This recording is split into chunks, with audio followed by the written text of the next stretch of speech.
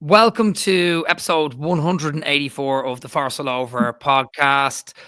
We've got Will, who's come in again, absolute legend, Statsman Will, and hopefully he has a few stats for us later. And Matt Davies is filling in for our Matt, which is great. So we've got Matt Davies filling in. Did a little bit of a different role today, Matt. You're going to be answering questions rather than sort of asking them, but that's nice as well. We can get your opinion on the Southampton game, but I'm sure you've already chewed over the Liverpool and Southampton game already this week on Forest Focus. Yeah, a lot, but I'm looking forward to talking about it. Do I need to start arguments with you? Do we need to do some weird role plays or anything like that? I don't know. No, yeah, no, I don't think so. I think that's just that's the other you and Matt thing, isn't it? The role plays, yeah. Yeah, well, as we've mentioned before, you should be in the WhatsApp group with Will, me, and Matt. It's just Will playing mediator the whole time. So, how are your Greek accents, Matt? Terrible. I can't do any accents. I mean, I can, but I wouldn't do it on here. Is what I'm saying. So we've got Jace Andrews, who just shouted "You Reds" at a bloke in the Forest jacket in North Terminal at Gatwick. I think he was off to Fuerteventura. And then we've got Wayne, whose Jersey mate was at 10 a.m. in Clogs Bar, Antigua. And the Triangle Trickies are a new Forest fan group in Raleigh, Durham, Chapel Hill, so North Carolina. Matt, have you been to any of those places? No. I don't think so, because I wasn't entirely listening to where they were. I heard Antigua in North Carolina. You're playing the Matt role perfectly, the other Matt role perfectly. That's good. Off while you're talking. Yeah, I think that's what he does a lot. How are you feeling about Southampton this weekend, Matt? I know that obviously I've heard some of your preview show earlier, and obviously post Liverpool, we're all a little bit exhausted. Bit of reflections on the Liverpool game before we move on to the Southampton game. I mean, it feels weird to be kind of disappointed because we were 1-0 up. And I think that's what everyone's saying. But were you happy enough for the point? Were you delighted with the point? Yeah, I wasn't disappointed at all, to be honest, because we, on another day we lose that game quite comfortably because Matt Sales has an absolute blinder. So, but I did think we played really well. I mean, defensively, discipline to a system was like 10 out of 10. All of our back four and our keeper, as mentioned, were either 10 out of 10 or close to. I suppose with benefit of a couple of days hindsight, you think we probably could have looked after the ball a little bit better. We like the first 10 minutes until we scored, I don't think we passed it once. But you have to remember Liverpool are so good, and they've got the best defence in the league. They've got the best team in the league. They're going to win by quite a few points ultimately, I think. So I wasn't disappointed at all. I think it was a great night for us as well, with Chelsea drawing, City drawing as well. And as we sit here now, Southampton are playing a very average United team. So I don't worry about United. I'm more interested to see how Southampton do in that one. But looking forward to the weekend as well. I love that. Get the dig in early on Man United. That's the way to my heart. Will, obviously, Matt spoke a bit about sort of how you feel after that game and the Liverpool game. Is it a marker of kind of where we are? The fact that we go in with expectation to this game that was a title challenge game, we would have been within 3 points if we won.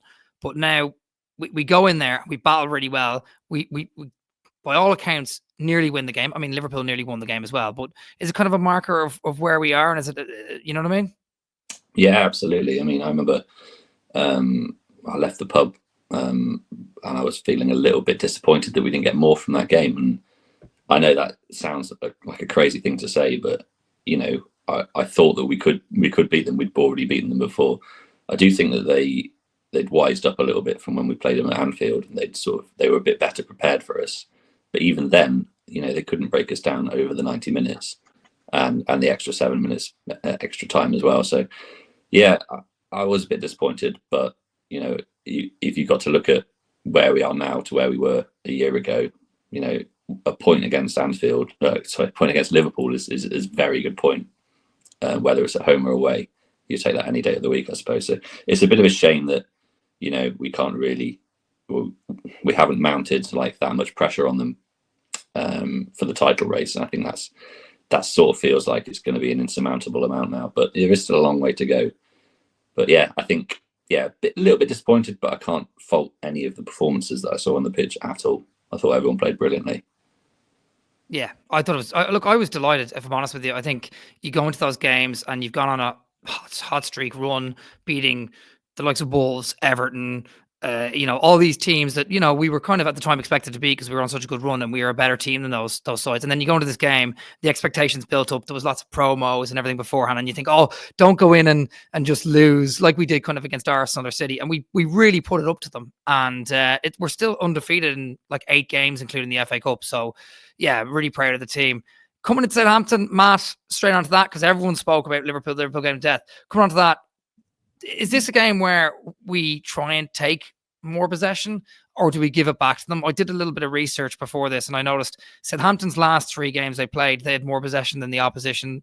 Against us at the beginning of the season, Southampton had more possession. I know that it was under Russell Martin and they were trying to pass it round, but I feel like we still should play our kind of game, give them the ball back a bit, obviously get on the ball a bit more, but even against Ipswich, we had more possessions, the game that we were all at. So what do you think?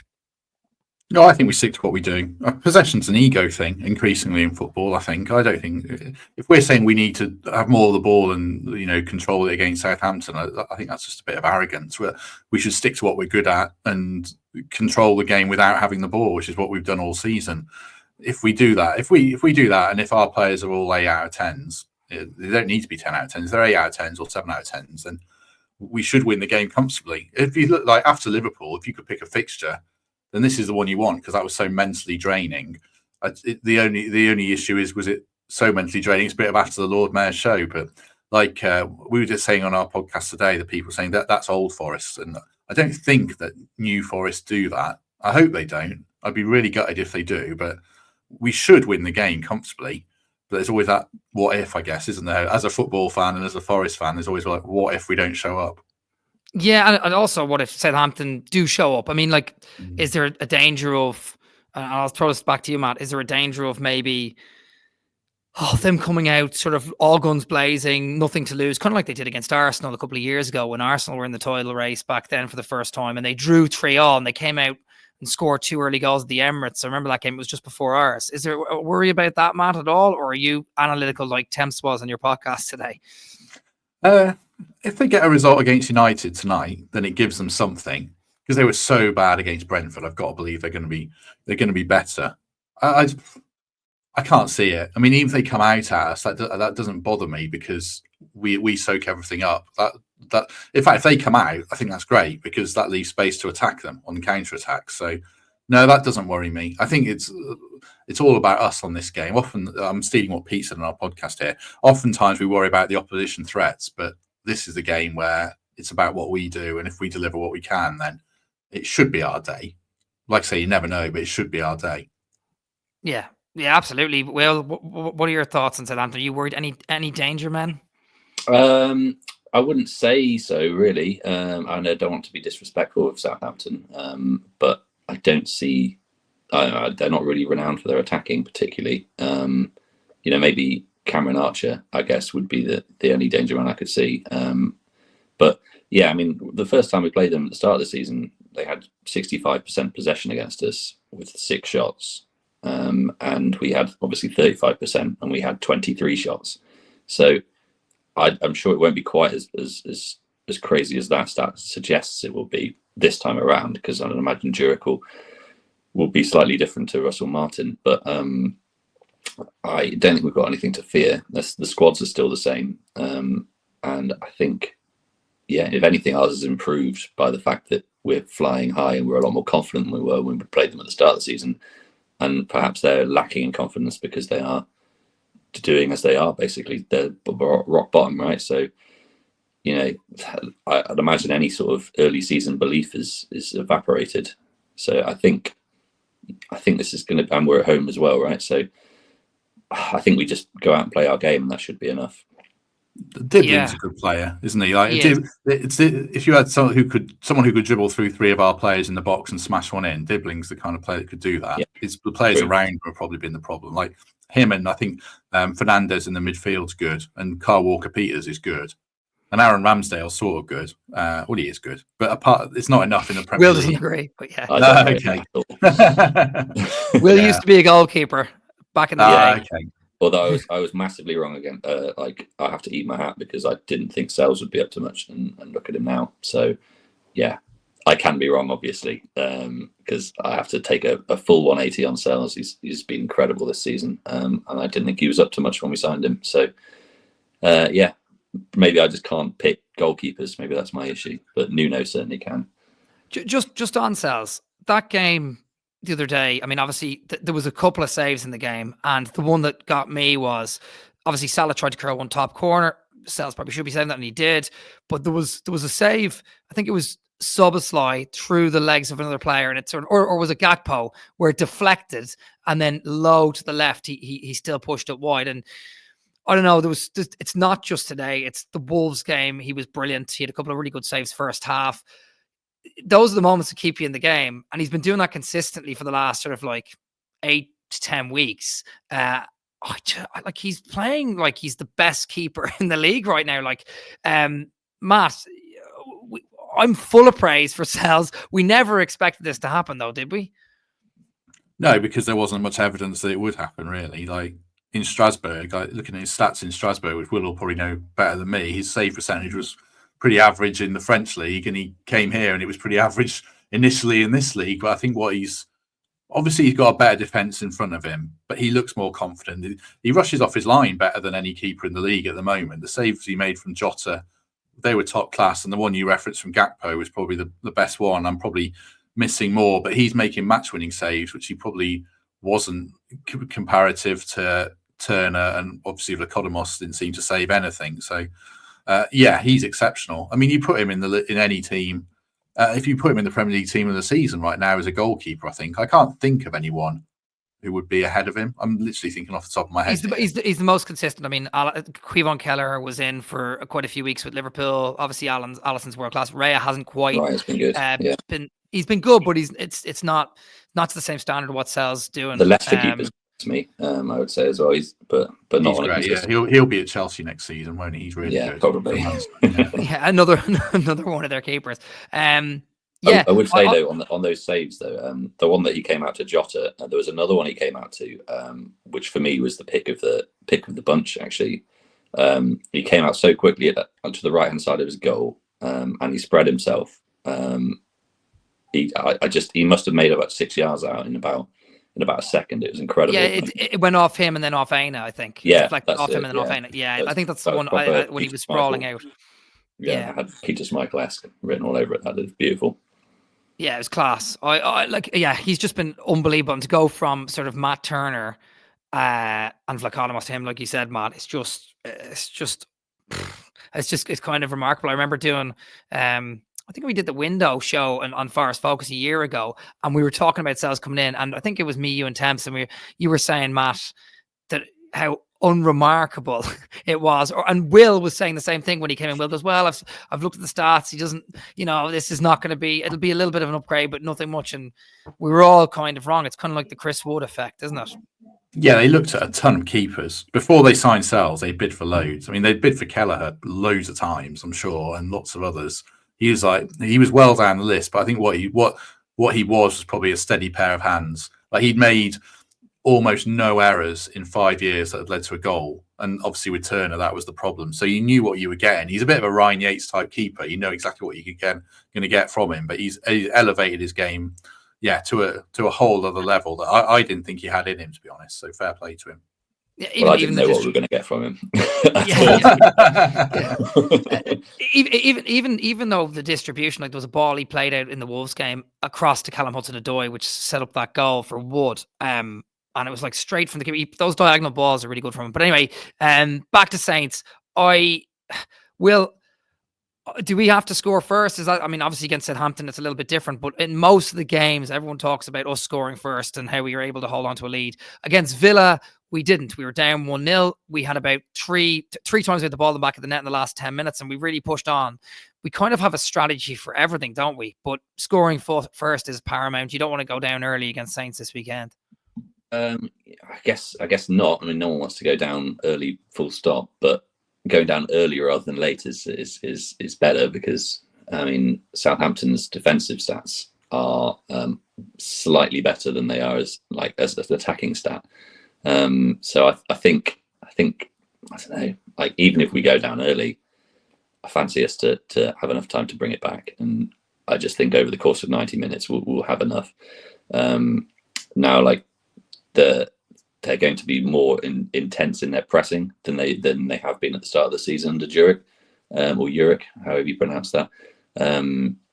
But because they were quite standoffish when they were defending before. But Jurek's tactics generally, when he was at Roma and such, were like a high press. But for me, that sort of plays into our hands a little bit, because we don't mind people coming onto us because we go long anyway. Like for example, Sells.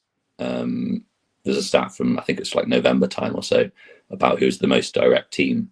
I think we were third in the league from goal kicks, we went long 57% of the time. I think Arsenal and Everton were above us. So I mean, we're not going to be easy to be pressed high, because we circumvent that sort of high press by going long to Chris Wood. So I think that takes out what they want to do early. So they'll have to adapt slightly their tactics in that regard. So yeah, going back to your question though, if they do score early, I think we'll have enough to come back. I see us at home scoring more than one goal in this game. No, what if we sit in though, Matt? Like if they sit in, sorry, what if they sit in? I doubt they will, but I mean, there's a possibility they might sit in themselves, and then it's sort of like this pinball game of giving the ball back to each other to try and break. And if they do sit in, or if we have to break them down, can we do that? We usually hit teams on the break. Can we break them down? I suppose we did against Villa, like I said, when we went on to them, but I suppose we have the ball players to do it. But would you be concerned if Saints sit in and try and scrape a 0-0 draw and then hit us on the break? I feel like I need to give you a really aggressive answer, like Matt would, and say, "What the hell are you talking about?" or something like that. Is that how you feel? Do you feel like why? I feel like I should do to play the part. Like, what are you talking about? We're going to win no matter what. No, I think they'd be wise to sit in. That's what they should do. If I was their manager, I would sit in and challenge us to break them down, because we haven't been able to necessarily. The Villa game was a good example that we can do it. I think our wingers are in such good form. You would back them, and you would back Gibbs White. But if they leave us space, that Anderson to Gibbs White ball, and then you're in, will come into play in this game. I think so. They should do that. But if they sit in, I think we'll be all right. I mean, I don't think we're gonna put 4 past them in any circumstance. I think that's what we do. I think it should be a 2-0 type game, either way. So no, it doesn't concern me if they sit in. I think that might. They're so bad. I'm sorry. I know I shouldn't say that. To make me feel better about it. That's great. No, when they could threaten Derby's points record.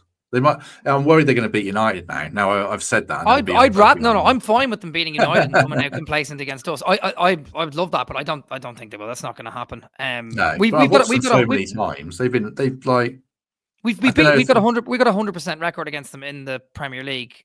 Over the we've beat them.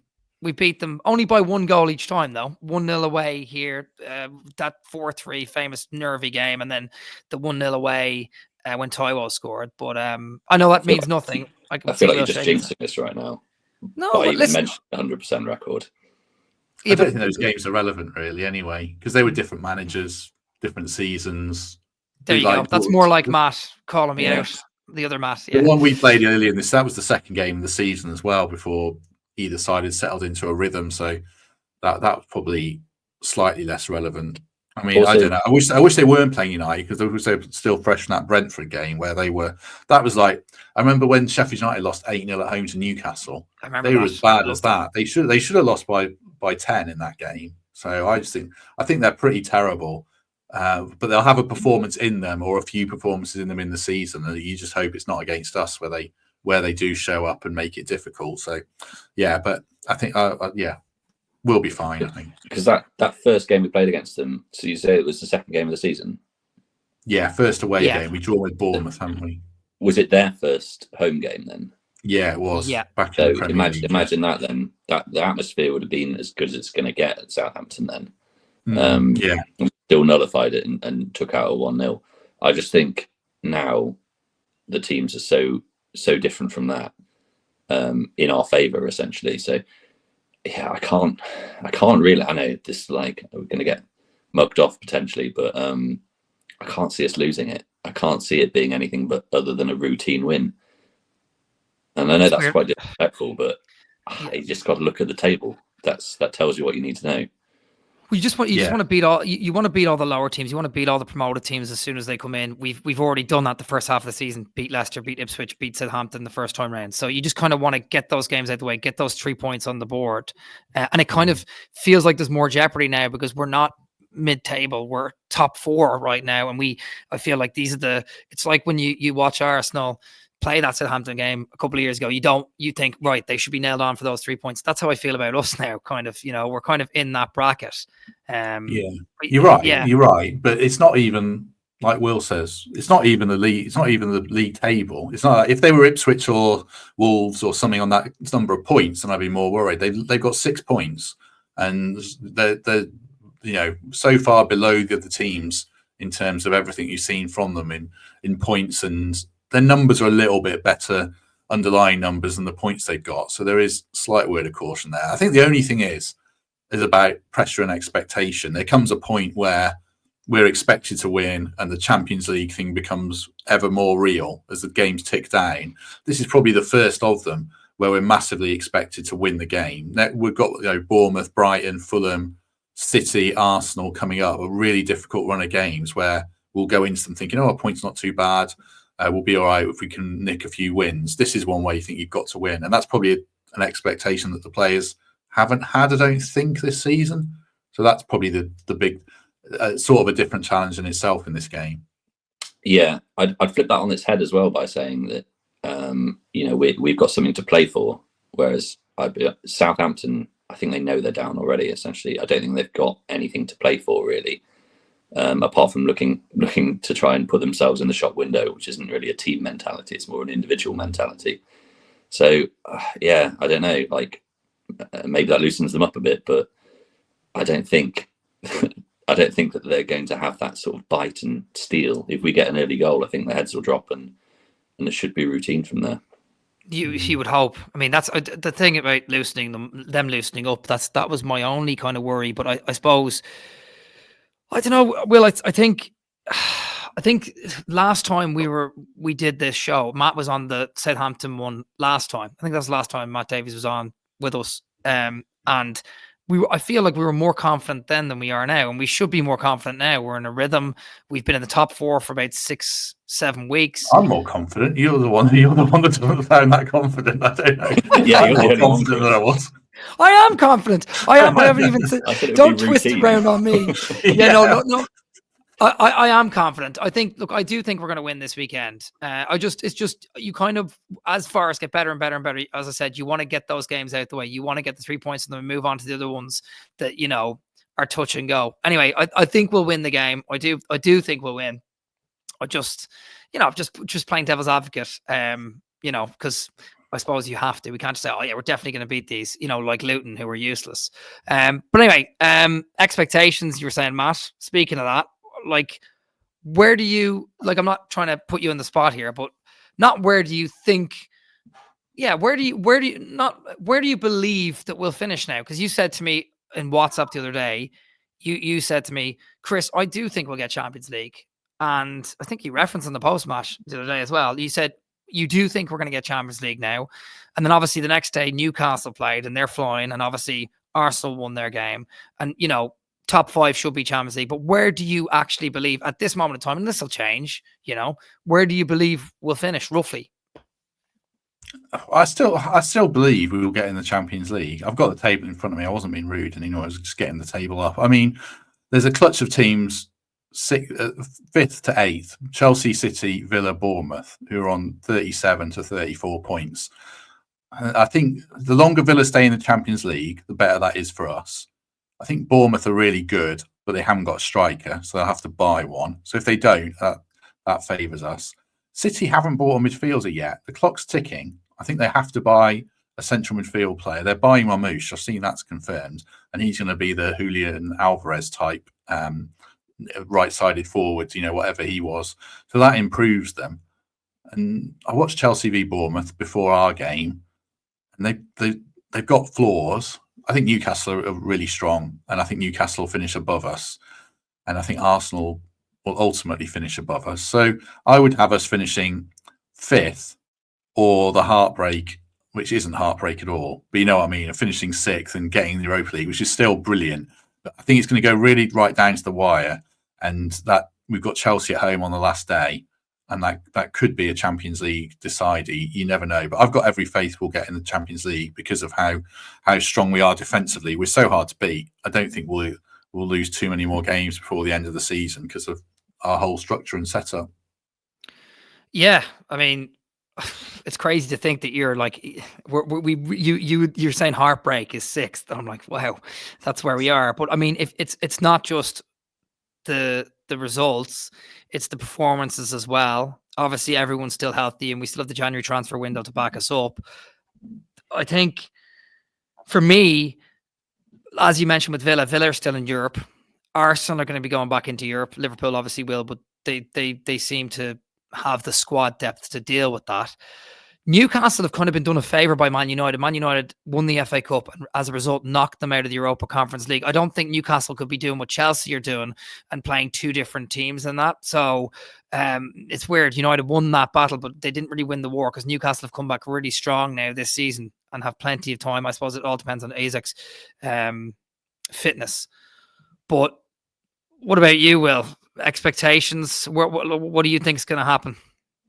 So I'm sort of outside with Matt here. I think we're going to get Champions League, whether it be 4th or 5th. I'm not sure. I have actually put a bet on us finishing in the top 4, so there's a bit of confidence there. But yeah, there's that famous footballing phrase, isn't there? That strikers win you games and defenses win you titles. I don't think we're going to win the title, unfortunately, because Liverpool have both of those things. But they're just a better team than us. But I do think our defence is strong enough that it will, lead us over the stretch of the rest of the season to be consistent enough to finish in those top 4 or 5 spaces. So I do think we're going to get Champions League as well. And I can't believe I've even said that with a straight face still. Can I add one more thing? Sorry. Yeah. I was just looking at the fixtures, which play, not just our fixtures, but this week, obviously, we've got Southampton. It's Arsenal v Villa. So they're 2 of our rivals playing each other this week. Next week, it's Man City v Chelsea. Well, we've got Bournemouth away. So if we can nick a win there or even a point, that's another team taking points off each other potentially. And then game week 24, it's Arsenal v Man City when we've got Brighton at home. So every week, and it's Bournemouth v Liverpool that week as well. Every week there's going to be fixtures where the teams around us are going to be playing each other, or not, or almost every week. So if we can just tick over now, I think that we don't need to smash every game. We don't need to win 6 in a row. We just need to probably get 1.75 points per game or something like that, rather than 2, or however the maths works. But I think that's another factor.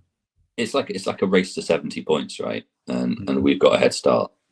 And we've got a head start because we've been a better team over the last 20 games. So if you look at it like that, we should be expecting that. Also, it's that thing of when it gets to February and March, like I said, there's teams that have competition. Even Newcastle have the League Cup now. They're probably going to go to the final. That's their focus, really. They want a domestic trophy. My best mate's a Newcastle fan. He talks to me about it all the time. He's like, I just want the cup. I just want the cup. And I'm like, well, you're not far off chasing down sort of Arsenal and us. Do you know what I mean? So, he's just they're focused on the domestic cup. They're also in the FA Cup and they might chase that a bit. Whereas I feel like we are steadfast focused on the league. Obviously, we'll be in the FA Cup, but we'll play our sort of second string team in that. And I just, that's the one thing when it comes to February and March. If we keep doing what the players keep saying they're doing, which is focused game by game, and chip away at it, I think eventually, like Matt alludes to there, the other teams will all sort of play each other. They'll be focused on different competitions, and hopefully that'll help us over the course of the stretch like it has for this first half of the season. I mean, we're past the first half of the season now. I think we're 2 games over it. So, it's exciting. Expectations are exciting. We do a little pathway episode, Matt with the other Matt and Will. I talk about this every episode, but we do it at the end of January, and we basically map out the rest of the season, how many points we each think we'll get. So that'll be fun and interesting. It'll be interesting to see the other Matt, what he says, because some of his reasoning is absolutely crazy. We did that on we did that on a member stream on our podcast, me and Pete, and I got the others to all play along, and we all had us around 66 to 70 points. So I think the highest might have been 72, but I think we're in that bracket, which, like Will said, it's a race to 70, and it's going to be really close. But that's my daughter rowing. I don't know if you heard that. Sorry, in the background. Yeah, it's fine. We'll leave it in. It's good. It's good. Leave it in. Don't worry. Yeah, I think it's going to be close, but I think we can get there. Yeah. Yeah. Speaking, actually, the last time we were all together, I think, was at the Ipswich game. Your daughter was there, and she's good. I'm superstitious, so she's a good luck charm, because she was at the Man United game before that we won 2-1 at home. So fair play to her. You're superstitious to a fault, though, aren't you, Chris? You've been telling me about some of the weird things you've been doing. Well, one of the most recent ones, actually, is there's a Forest Focus mug that I've been drinking tea out of ever since the start of the run. In this chair, in this position, I sound absolutely crazy, but this is the truth. I have to drink the tea before halftime and after halftime, and I brought it with me to Chicago, and I was in a pub in Chicago, and I drank a little bit of beer and I put it back in the pocket, and then at halftime did the same again, poured the beer and drank it and put it back. And I told Matt this. I said, "Oh, I've got the Forest Focus was kind of look it up, charm. It's just going to sound absolutely crazy." And Matt Davies was like, "You're right. That is absolutely mad." And I was like, "Yeah." So it's not the tea. It's just the mug. Is that what you're saying? It's a combination. We'll get off this, because people are gonna think I'm crazy. People are gonna think I'm crazy. So let's just get off it, because I don't even know what it is. But my wife actually thinks I'm mad. But yeah. Anyway, back to expectations. Yeah. Look, I think Talking Reds did a little pathway thing recently as well. We do it every year, and it was always pathway to survival or pathway to the playoffs. And now we don't know what the pathway is going to be. Is it going to be pathway to the Champions League or pathway to the title? I don't know, but it'll be in 3 weeks' time. So should be fun. Do we need to add any transfers? No segue on that one. Matt, do we need to add any transfers this January? It's been a quiet transfer window, which is obviously slightly unusual for Forest, but they got the recruitment right in the summer, and they were very patient, and they were patient not bringing in Nketiah, and that worked out. Wood obviously has stayed fit this whole time. Taiwo looks like he might be going to West Ham. They're pushing hard for him. We've obviously discussed Wissa as well in a WhatsApp group prior to this. I think he'd be a good addition. We're pushing for him a little bit, but I can't see Brentford getting rid of him. Matt, do you think what positions do you think we need to strengthen other than striker? And obviously, if we do bring a striker in, it's a bit sad to see Taiwo go, isn't it? I think just striker. I mean, I think the defence sort of picks itself at present, and Moreno's a really good backup. So I think we're pretty sorted there. Maybe Aina's probably a little bit lacking in backup, like Moreira's one for the future, but I wouldn't be investing the money there. I think we're fine in midfield. I'm surprised how many midfielders we're linked to. I think it's partly busy agents. And I think we'll buy a keeper in the summer, but not now. I don't think we need to. Miguel's fine, but I think that they're always looking to strengthen the goalkeeping department. I think for me, it's just a versatile forward, a match-winning forward off the bench. Like the Liverpool thing probably showed it more than any other game. Sosa's going to be really good for us long term, I think. And Jota offers something good from the bench in terms of protecting a lead, and he can do stuff. But I think we probably lack that X factor forward that you would bring on after 65, 70 minutes. I think that's why Nuno left Hudson-Odoi and Elanga on for so long, and Wood. It was interesting how he did it at 1-1. They stayed really high, and we just left them up to try and force counter-attacks. Because I don't think we had a bench option to do that. So if there's 25, 30 million in the pot, I would put it all into a Vissa type player. I don't think we get Vissa for that money. I think Brentford will want more. I think it's not quite a non-starter, but I don't think it's too far off. But someone like him is exactly the player I'd go for. Yeah, and if Taiwo does go, I don't know if he will, but it looks like he might. I suppose the sad thing is, Matt, he's kind of the perfect backup because he's had a couple of injuries, sure, but he also just seems, obviously every striker wants to start, but he seems really happy, and his attitude's been really good off the bench. In most of the season, he's been like just coming on the last sort of 5-10 minutes. But you want a striker who's good enough, like Taiwo, what we saw in his first season. He can score goals. I think he's been pretty good off the bench as well. He's bummed into players. It's kind of the backup you want. You don't want another star striker coming in and being annoyed by being on the bench. But maybe I'm overthinking it. What do you think, Will? Yeah.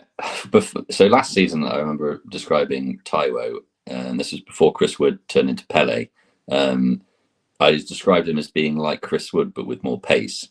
I know that obviously Chris Wood has won that battle, and he's our starting forward now. But I don't know why we'd want to get rid of Taiwo until we've definitely got someone in to replace him. Obviously, can't do that, because if it's something falls through and we're left with one striker, we're in massive trouble there. So I'm not against keeping Taiwo until the end of the season. I don't know what our PSR outlook is, but I don't know if the money that we're going to get for Taiwo now is going to be worth it for the potential that that could cost us, say, a Champions League space. I mean, in terms of a signing that we do need a striker regardless. I'd still be wanting to strengthen even if we didn't let Taiwo go. And the ideal sort of striker I'd imagine getting would be someone who can play off the right as well, or off the left. Like a winger come striker is ideal, because I do think we might be a little bit.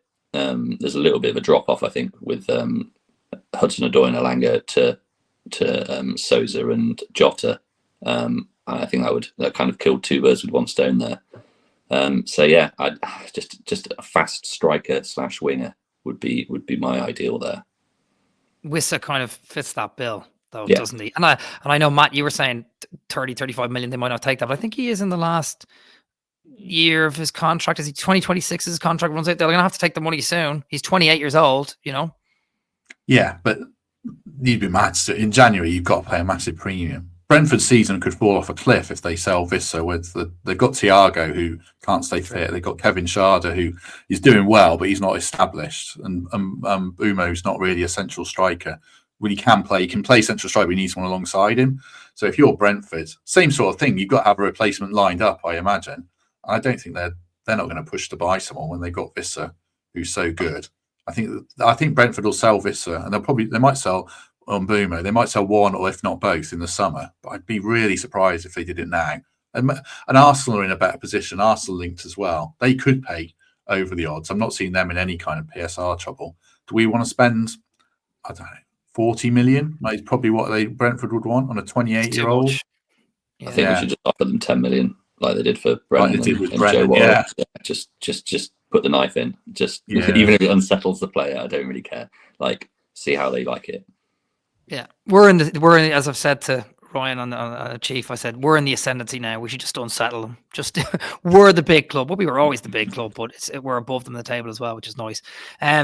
Yeah, but I mean, the thing is, we talk about targets and stuff. There was loan targets, was Evan Ferguson. I think he's injured now. I can't really think of any other striking backups or targets. I mean, we might have to go to Europe.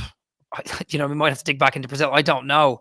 I can't off the top of my head. I had Evan Ferguson in my mind, and then Wissa obviously has come in. That's a good shout, but yeah, I just don't know what kind of backup we're going to get to Chris Wood, who I think they might go back in for Jimenez. If they're going back in for players, then I think they might go back for Jimenez if they still think he's of that level. But I don't know. Do we know? So let's say again. How has he performed this season since he rejected us? Do you know? He got injured, didn't he? He was out for quite a while. He was out, and I think he came back and scored a couple of goals. But obviously, there's that narrative, which is a lot of pressure. And I know it's just fans and us saying it, but like, he did reject us. So if he comes in, he's going to have an awful lot of pressure. I don't care about that. I know you don't, because you're an analytical. You're not the emotional kind of person like me. But I agree. I as long as we get a decent striker, we don't care. But I think the fans could get in his back if he doesn't do well early doors. But I don't know. Chris, can I ask you a question quickly? Yeah. Would you take Eddie Nketiah on a cut price deal? Okay, he's asking this because I'll tell you why he's asking this, Matt. Right? He's asking this because I was certain that the Nketiah deal would have been a really good deal at the time. I thought Nketiah would have been a really good striker, and I still think Nketiah is. But obviously, we've been proven I've been completely proven wrong. But I'd you know what? I think I'd sign him layers I'd sign him on a cut price deal. He's a different profile striker as well. So which is kind of what we were talking about we might need. But yeah, I would. What do you mean? Do you saying 10 million, 15 million? Yeah, sure, 15 million. I just think we've been stung so many times by signing players from Arsenal, with the exception of maybe Henry Lansbury. I don't think we've signed one good player from Arsenal. So yeah, 15 million. They signed him because they started playing him to the right of Mateta, didn't they? And then they played him centrally. They couldn't find a system for him. Yeah, because you're not going to drop Mateta, same as you're not going to drop Wood. So the conundrum is where do you play Nketiah in our team? He'd have to be on the bench, wouldn't he, all the time? And I don't think this is pie in the sky. He wouldn't come for that. He's not going to get in our team. It's a difficult buying position in a way because we're not buying someone to strengthen the 11. I think he's one of those players in Nketiah who's good in a good team, or he looks decent in a good team. You take him out of that and you suffocate him for chances, and he really struggles. Like a bit like Gabriel Jesus as well. Like I don't think he's a particularly prolific striker. He struggled a little bit this season, but I think if he wasn't playing for Man City when he came, he was good when he first came in, but he's so profligate in front of goal. I wouldn't take him now. Personally, I wouldn't take Gabriel Jesus now. Maybe we just don't buy from the Premier League. We just focus on sort of Europe. And I mean, look, our South recruitment. America, surely. I think we'll buy a striker in Brazil. Yeah.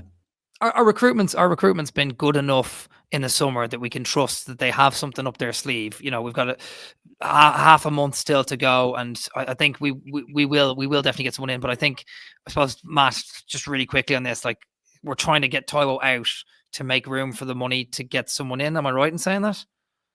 I don't think they're actively trying to sell Taiwo. I think with PSR such a factor in the background, isn't it? Like Taiwo is actually quite a good PSR deal because he's been here for quite a while. I think his book price, as they call it, is about 7.5 million. So anything over that is a nice tidy profit. So if you can get 15 to 20, that's a decent dent in the PSR, and it might mean you don't have to sell.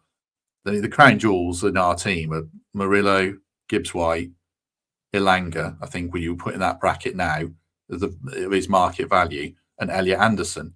And you wouldn't sell Anderson because of PSR. It's a bit funky the way it was all done. So you don't want to sell any of them. And if we get in the Champions League, you don't need to, but you do have to be conscious of PSR. And selling Taiwo could solve quite a lot of problems. Or otherwise, you've got to sell a Nico Williams or someone. And I don't think you want to do that either. So Taiwo's reluctantly expendable because I love him, and I think there's still a good player in there, but he's struggling at the moment. And if the deal's right, I think it's one you do, isn't it? Yeah, I certainly think that he takes a little while to come back into form. Whenever he's been injured, when he's come back, he's looked like his touch has been dreadful, and he's really struggled. And then when he hits a patch of form, and he looks unstoppable. So he's a little bit streaky. I just don't think we're ever going to be able to give him the minutes for him to get to that stage again, particularly unless we're forced to by a Chris Wood injury. Yeah. But you've got the guy from the Copper Club that you speak to, Matt. Has he said anything about potentially good South American strikers on the card? Nathan Joyce, is it? Nathan. Yeah, no, I spoke to him today about Richard Rios, who's a midfielder that we're linked with, and he's not overly enamoured with him. So he wouldn't get in ahead of what we've got. So no, I haven't spoken to him about it. I think we will buy from Brazil, but Taiwo is such a difficult one. I think Mark Sutton said this in our podcast. Our subs windows are always quite predictable. Like Morato's one sub that you bring on and a winger, and then a different sub window comes on, and it's normally a midfielder. And then the third sub window is always Chris Wood goes off. Nuno subs, and at Wolves fans used to moan about this. His subs were so predictable, and they are at Forest, but it's working so well it doesn't matter. But Taiwo always gets 10 minutes of match action, basically. It's hard to get someone back into form getting 10 minutes every week. So it's a real tough conundrum, I think. Yeah, I suppose the good news about that sub window is it means that if it's so predictable, all our players are fit. So he's not having to solve problems all the time, which is great. It just means that I'm glad we're boring. I'm glad the subs are boring and we know what our templates are, and we set out our stall and then we do the Morato template. And yeah, that's the one thing I'm happy for. But obviously fitness isn't going to necessarily last forever. There will be fatigue at the end of January, February, etc. And if we go further in the FA Cup, certainly. And my biggest fear would be if someone gets injured, and Chris Wood getting injured would be pretty bad at the moment, because obviously Taiwo's the backup and he might be going out the door. But we'll definitely bring someone in, I imagine, at the back end of the window. Now, I know I've done this a little bit back to front, but I want to do score predictions for the game. I always do it. I didn't want to do the team lineups because I think everyone kind of knows what way we're going to line up. To be maybe Dominguez will come in, something like that. I don't know, but I think for the most part we have a fair idea of how we're going to line up against Southampton. Will, score predictions for this weekend? We're going to win the game. We're going to win it comfortably. Give me some good news. Yeah, I think we are going to win it. I'm not going to be overly bullish because I think that Liverpool game's taken a lot out of us. I'm going to say, mentally and physically, I'd say, but I'm going to go with a 2-0. I think we'll just have enough quality, and we won't dominate possession because we never do. But we will just be more cutthroat than them. I'd be interested to see if they set up as a low block, because I'm trying to remember if there's a team that we played this season who's just sat in against us. I'm struggling to think. I think Ipswich. Yeah, possibly Ipswich, and that was a tight game, only won by a penalty. So that should be how they play, but I don't think they will. I don't think that's in their DNA, so to speak. But yeah, I'm just going to go for a 2-0. I think that's reasonable based on our form. Yeah. Well, yeah, fair enough. I think what ends up happening is if we score first, I think, and this is fairly obvious, but if we score first, I think that their heads will drop and they won't be up for the battle to fight back, because what are they fighting for? Quite what you said earlier, Will. Matt, what about you? I did a Southampton podcast on Monday, and I said 2-0, and that was I think that's really what I think as well, even though Will said it. I don't think we'll blow them away. And I think that point about mental fatigue's one. In my team, when I did the preview today, the other lads all had it unchanged or just Dominguez. But I had Moreno coming in for Williams because I think he was physically and mentally shattered after going up against Salah. And I had Hudson-Odoi rested as well because he looks like he's pretty banged up at the end of every game. So I wouldn't be surprised if we saw 2 or 3 changes. I don't think that's disrespectful to Southampton. I think it's just a case of freshening it up and using the squad when you've got good players like Moreno. We do have that luxury of being able to bring them in. So it's either that or you try and get 2-0 up and take off players after 60 minutes. But I wouldn't be shocked if we saw short changes. The max, I think we might win 3-0, but I don't think anything more than that. I'll say 2-0. Yeah, good stuff. Hopefully we keep that clean sheet as well. Because I'm desperate to keep another clean sheet. It'd be nice, and I think we will score against them. So if we do that, we'll definitely win in my eyes. Will, did you want to say something? Yeah, sorry, just on that. I totally agree with you, Matt. I think we might see a few changes, and I'd welcome them. I'm just very wary still. I mean, it's a few years ago, but it still really nags me that when we beat Leeds 2-0 in the Sabri season, and then we went away to Charlton and rested loads of players and we lost, and that just completely just derailed our chance to get in playoffs. I hope it's not sort of a similar thing to that. I don't think it will be.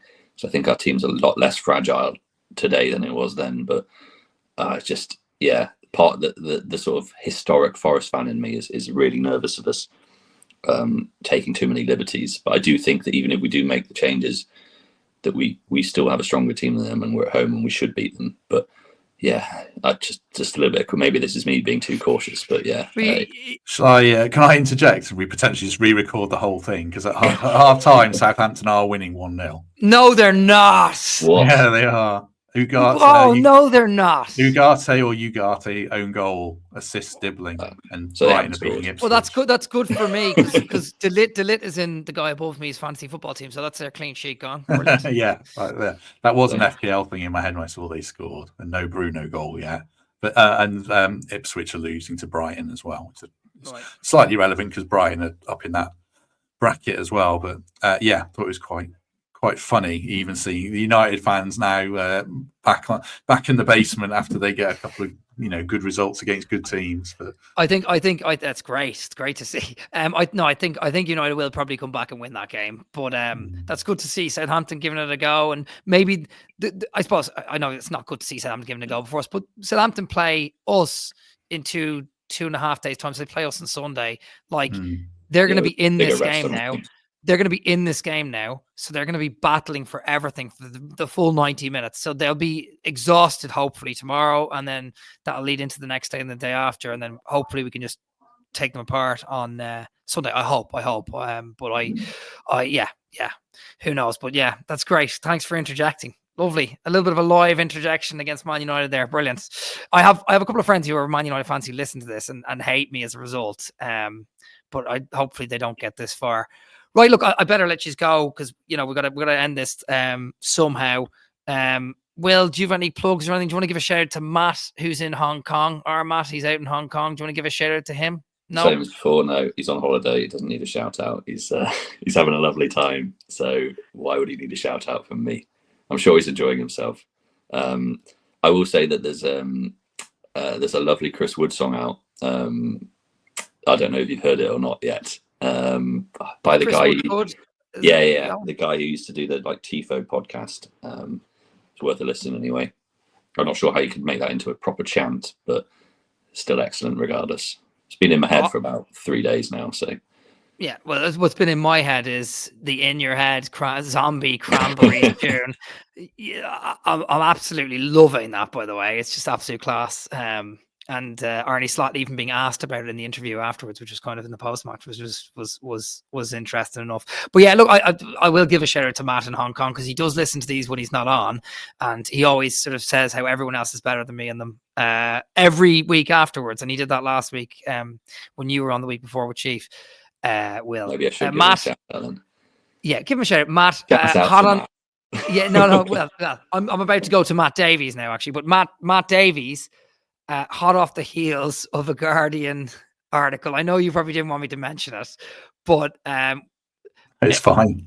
It's to be honest, it's really cool. I'll be honest with you, I think it's really cool. I woke up and saw it on Twitter, and someone else had posted it. Then you'd put, and I actually was like, this is really nice. This is cool. Matt and Greg outside the crest. I know there was plenty of comments, but I actually did think it was really cool, and I sent it to the group at Will and Matt, and we were like, yeah, that's pretty cool. So, do you have any plugs or any shout outs other than the Forest Focus Lucky Mug, or you have some merch, don't you, being sold on the website? Yes, there's one of the mugs designed by Mrs. Davis there. There's lots of merch. forestallover.co.uk. Yeah, if you want to check that out. The Guardian thing was funny, and the comments were funny. I put the picture up on our podcast twice, so you've got to laugh at yourself, haven't you? There's no point. There's loads of funny comments about that. What was I going to say? Oh, two quick things. Matt's always living up to the brand. You're Matt. I mean, he is Forest all over the world. Forget all the people who are in different places. He's in a different spot everywhere. So fair play to him. He's living the brand. So that's good. The other thing I was going to say, the In Your Head song, I'm ripping this off from two Irish lads on Twitter, Shane and I think it's Edward. So it's Fon Forest and Capanosti on Function. Yeah, two of them. Good lads, yeah. And they were saying, and this is right, I think it was Edward said, that song works perfectly for Ryan Yates, and I really hope we carry it on about he's in your head. Yeah, Ryan, you could do Yatesy for it or something like that. That's so cool. I hope it carries on. I'll say that on our podcast as well. It fits really well. But yeah, that was all I was going to say. Well, no, that's good. You do say it in your podcast. You'll get a lot more viewers and listeners than we do. And if you say it in yours, it might actually take off. So that's good. But yeah, no, I think that'd be class. Also, it's an Irish tune as well. Ireland in the rugby were doing quite well, and then we got knocked out the quarterfinals like we always do a year and a bit ago. And that was the song that was being sung around the ground. All the Irish fans were singing "In Your Head, Zombie." So it's kind of cool to come back to full circle to Forest and Arnie Slot, and now hopefully Ryan Yates. Anyway, look, thanks for coming on. Hopefully I didn't take too long asking the questions. Usually I do. Matt always gives out to me about just going on and on and on before I get to the question, and then he gives out to me. So hopefully it wasn't too bad. Matt Davies, thanks for coming on. I'm sure it's nice to come on and answer some questions about Forest rather than asking them all the time in the sort of slick, smooth way that you do. I don't ask them in a slick, smooth way. If anyone actually watches it, I ask them in a very long-winded way, which often ends in me making a statement that I want them to agree with. and it's up to them if they do or not. That's the only way I get my points in, is through my long-winded, fumbling questions and backed up by horrific ad reads, which are part of the charm, I hope. But the ad reads are interesting. I will say that, but I like them. I think they're funny. I've mentioned that to you before, but in sort of they are they are interesting for sure. They're terrible. I've never had a single complaint from a sponsor when I say watch them back and tell me if there's anything different you want me to say. And I always think they'll just say the whole thing, or I'll get someone to do it for you. But no, they do like it. But it was lovely to answer some questions, and they were very well asked. Thank you, Chris. No worries. You ripped out of me before for my pizza. I overheard a podcast. More than once. I couldn't, but I was like, I couldn't, but I was like waiting for the question. He never asked me the question about my favorite pizza. I finally answer it. Mark and him had a giggle at me on the podcast, and then you built it up later. I can't believe you brought it up for a pepperoni. I know, it's pepperoni and red onion, wasn't it? Or it was. Do you know what? I saw the opportunity, and then I didn't really think about it, and I kind of just went with whatever. But I mean, that is kind of my favorite pizza. But anyway, we're descending into Forest Focus territory, and this is Forest all over. So look, take care. Will, thank you for coming, and I know it was, I always get you sort of last minute, but I appreciate you coming on. You've been on a few times lately, so yeah, and it's only regular now. Well, yeah, you're more than that. I mean, Matt Davies has been on a few times as well. But last thing before I go, sorry. If Matt in Hong Kong is listening to this, the last time you were on with Matt Davies was a Christmas special a year and a bit ago, or a year ago, and Matt Davies was just starting Forest Focus. And Matt, if you're listening, Matt, I won't say your whole name, but Matt, if you're listening, you were drunk. You're an absolute disgrace. And that's how we'll end the podcast. Follow us at NFFC all over on X, or at Forest all over on Instagram. Go to forestallover.com. Thanks a million, folks. Appreciate it.